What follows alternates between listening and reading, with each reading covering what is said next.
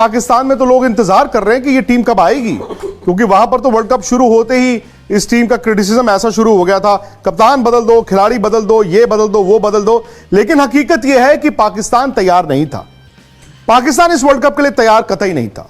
शायद हम लोगों को भी लगता था, दुनिया को भी लगता था कि पाकिस्तान जो है इस वर्ल्ड कप को जीत सकता है, लेकिन नहीं।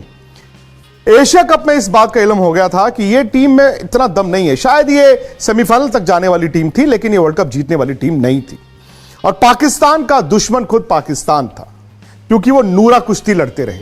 जब आप नूरा कुश्ती लड़ते हैं तो आपको यह अंदाजा नहीं होता कि सामने वाला पहलवान कितना मजबूत है, और जब आपको सामने वाला पहलवान दिखता है तो फिर आप डर के ही रहते हैं और उससे मुकाबला नहीं कर पाते। वो हल्की टीमों के साथ अपनी वनडे क्रिकेट खेल रहे थे। बड़ी टीम भी जब आती थी तो बड़ी टीम अपने खिलाड़ियों को आराम दे देती थी। तो आप ये नहीं समझ पाए कि दुनिया कहां है, और ये नहीं समझ पाया पाकिस्तान की वो कहां है। दूसरी बात, इन्होंने इन मुकाबलों को इस्तेमाल भी नहीं किया जैसे बाकी टीमों ने किया। आप कभी रोटेट करते हैं, बड़े खिलाड़ी को आराम देते हैं, फिर दो यंगस्टर्स को ट्राई करते हैं। भाई दुनिया कहती है पाकिस्तान ये क्या टीम लेकर आया, हम कहते हैं भाई यही तो उनके पास है, हमें तो नहीं पता इनके पास और कौन से खिलाड़ी हैं। इसलिए नहीं पता क्योंकि इन्होंने खिलाड़ियों को इस्तेमाल ही नहीं किया। हमें पता ही नहीं चलेगा कि कौन से खिलाड़ी में इंटरनेशनल क्रिकेट खेलने की कैपेबिलिटी थी और किस में नहीं थी। बट उससे ज्यादा इंपॉर्टेंट चीज यह है कि पाकिस्तान की इस हार का जिम्मेदार कौन है। क्या वो सिर्फ बाबर आजम है? क्या उन्हीं पर आप उन्हीं के सर पर हार का ये ठीकरा फोड़ देंगे, या फिर उनके बाकी स्टार प्लेयर्स हैं जो बड़ी बड़ी बातें करके बड़े बड़े नाम लेकर आए पर इस वर्ल्ड कप में काम ऐसा नहीं किया जहां पर वो अपनी टीम को वर्ल्ड कप छोड़िए मैच भी नहीं जिता पाए। पाकिस्तान कुल मिला के 4 मैच जीता है। एक मैच उन्होंने श्रीलंका को हराया जहां पर उन्होंने 350 चेज किए। श्रीलंका कमजोर था बट फिर भी आपने 350 चेज किए। फिर उन्होंने नेदरलैंड्स को हराया, ठीक है हल्की टीम थी, बड़ी टीमों से वो हारते रहे। फिर उनके हाथ बांग्लादेश लगा। बांग्लादेश और इस मुकाबले में यह था कि ज्यादा खराब जो खेलेगा वो हार जाएगा, और बांग्लादेश हार गया। फिर वो न्यूजीलैंड का एक मैच अच्छा जीते जहां पर वो 400 खाने के बाद उन्होंने छोटे मैच में डकवर्थ लुइस में जाके वो मैच जीत लिया। वो फखर जमान, इवन बाबर आजम। अब सवाल यह है कि वो इंग्लैंड के मैच में आए थे कि 287 रनों के मार्जिन से जीतना है। तब मोमेंट इंग्लैंड ने टॉस जीता, कहा जी हम पहले बैटिंग कर रहे हैं। पाकिस्तान वहां पर खत्म हो चुका था। मैं पहले भी कहता था कि 287 रन छोड़िए, पाकिस्तान जीत तो ले, क्योंकि यह साफ था कि जब आपका कैंपेन इस तरह का चल रहा होता है तो आप बस दिन गिनते हैं कि चलो यार बस। और उनकी टीम बिखरी हुई थी। यह मैदान में भी दिख रहा था कि बाबर शायद उस दबाव को हैंडल नहीं कर पाए। एक तो हार का दबाव, और दूसरा शायद जो वर्ल्ड कप शुरू होते ही पाकिस्तान में जो कोरस शुरू हो गया पुराने खिलाड़ियों का, वो खिलाड़ी जो उनके साथ भी खेले थे, या मीडिया का हटा दो हटा दो हटा दो हटा दो, आसान नहीं होता। अब सवाल यह है कि बाबर ने रन बनाए 320। इस वर्ल्ड कप में वो टॉप 20 रन गेटर्स में नहीं है, जबकि उस वर्ल्ड कप में आए थे मुकाबला विराट कोहली का करने का, कि विराट बेहतर या बाबर, डिबेट ये था। अब बाबर के लिए कप्तान के तौर पर, बैट्समैन के तौर पर यह वर्ल्ड कप बड़ा जरूरी था। लेकिन कभी कभी क्या होता है कि आपकी एक जब आपका फील्ड खराब चले, यानी कि फर्ज कीजिए बैटिंग खराब चले, उसकी रिफ्लेक्शन आपकी कप्तानी में दिखती है, या आपकी कप्तानी खराब चले, आपकी टीम अच्छा नहीं कर रही, उसकी रिफ्लेक्शन आपकी बैटिंग में दिखती है। रिजवान ने भी कुछ नहीं किया। रिजवान ने पहले मैच में, वो श्रीलंका वाले मैच में जो ऐसा जबरदस्त 100 बनाया, उसके बाद उन्होंने कुछ नहीं किया। ये तो फखर जमान ने वो जो 2 पारी खेल दी, उनकी टीम यहां तक आ गई, नहीं तो यह भी दिक्कत थी। अब फिर उन्होंने शफलिंग बहुत की, इनके पास स्पिनर्स नहीं थे। 2020 में तो चल जाता है, आपके पास अच्छे फास्ट बॉलर हैं, स्पिनर बीच में आके 8 ओवर डाल देते हैं। और ये चूंकि ज्यादातर खिलाड़ी दुनिया भर की लीग्स 2020 की खेलते हैं, ये 50 ओवर के लिए तैयार नहीं थे।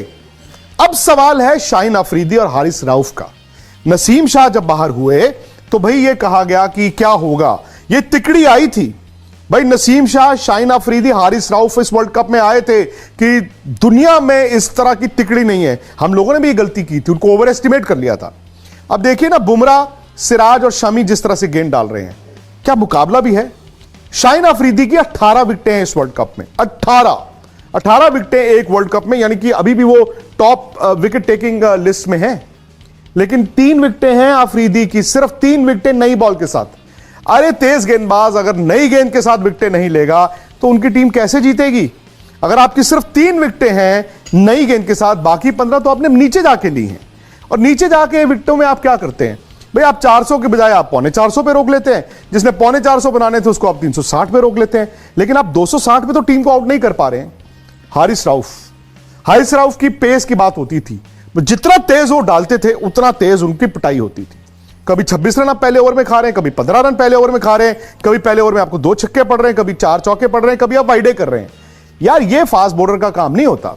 यहां पे इंडिया से कंपेयर करें, बुमराह और सिराज नया बॉल डालते हैं, मोहम्मद शमी जब वन चेंज आते हैं पहले ओवर में एक आउट कर देते हैं। हारिस राउफ खोल देते थे, जो ऑलरेडी खुला होता था हारिस राउफ उसको भी खोल देते थे। अब उसमें भी क्या कप्तान की जिम्मेदारी है? क्या शाहिन अफरीदी और हारिस राउफ अगर नई गेंद पर विकेट नहीं ले रहे, वो भी कप्तान की जिम्मेदारी है? Mohammad Wasim junior by default उनको खेलने को मिला, क्योंकि हसन अली को कभी खिलाते थे। मोहम्मद वसीम जूनियर ने आके एक इंपैक्ट बनाया। इसका मतलब है पाकिस्तान के पास नीचे अच्छे फास्ट बॉलर्स होंगे, लेकिन क्या उनको तैयार किया जा रहा है? जो फैक्ट्री इनकी हुआ करती थी तेज गेंदबाजों की, क्या अभी भी वो फैक्ट्री चल रही है, या फिर उस फैक्ट्री पर ताला लग गया है? स्पिनर्स तो बड़ी हैरानी की बात है, पाकिस्तान के पास है ही नहीं। पाकिस्तान अच्छे लेग स्पिनर्स भी निकालता था, पाकिस्तान के पास ऑफ स्पिनर्स होते थे।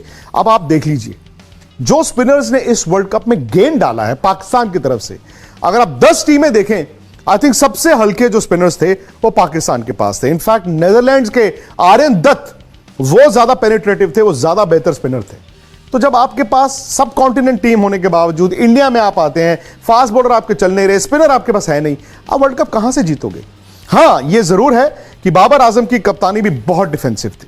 मतलब बाबर ने ना वो अनइमेजिनेटिव कप्तानी की है कि कभी कभी कप्तान को ना मौके बनाने पड़ते हैं, बनते हैं और फिर आप उसको बुनाते हैं और फिर आप खोलते हैं वो छोटी सी खिड़की और फिर अंदर घुसने की कोशिश करते हैं। बाबर तो जब भी 15 मिनट उनकी जरूरत थी कप्तानी की, वो नहीं कर पाए। शायद बल्ले से उनके जो एशिया कप में रन्स ड्राई हुए नेपाल के 150 के बाद, वो एक रीजन हो सकता है। लेकिन मेरा यह भी अभी मानना है कि सिर्फ बाबर आजम की कप्तानी से ये वर्ल्ड कप नहीं हारे हैं। हां, बाबर आजम के रन ना बनना वो एक वजह है। 320 रन में 4 हाफ सेंचुरीज हैं। इसका मतलब वो उस तरह की बैटिंग नहीं कर पाए जहां पर उनकी टीम जीत सकती थी। रिजवान का भी वो 100 निकाल दें, कहां है रन? बाकी अब्दुल्ला शफीक प्रॉमिसिंग स्टार्ट, बिल्कुल फ्लॉप। इमामुल हक जो इस वर्ल्ड कप से पहले ये कह के आए थे कि पाकिस्तान की टीम से दुनिया डरती है, भाई उनको तो बीच वर्ल्ड कप में बाहर बिठाना पड़ा और उनको बाहर बिठा के फखर जमान ने आके रन बनाए हैं। तो पाकिस्तान के ना ऊपर से रन बनते थे, ना बीच में बनते थे और नीचे भी नहीं बनते।